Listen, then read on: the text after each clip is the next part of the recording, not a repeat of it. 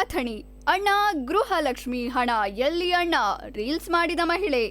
ಗೃಹಲಕ್ಷ್ಮಿ ಹಣ ಕೊಡ್ತೀನಿ ಅಂತ ಹೇಳಿ ಮೋಸ ಮಾಡ್ಬಿಟ್ಟಲ್ಲ ಅಣ್ಣ. 3 ತಿಂಗಳಿನಿಂದ ಬಾರದ ಗೃಹಲಕ್ಷ್ಮಿ ಹಣ ಹಿನ್ನೆಲೆ ರೀಲ್ಸ್ ಮಾಡಿ ಸಚಿವೆ ಲಕ್ಷ್ಮಿ ಹೆಬ್ಬಾಳ್ಕರ್ ಹಾಗೂ ಸಿಎಂ ಸಿದ್ದರಾಮಯ್ಯ ಕಾಲೆಳೆದ ಫಲಾನುಭವಿ.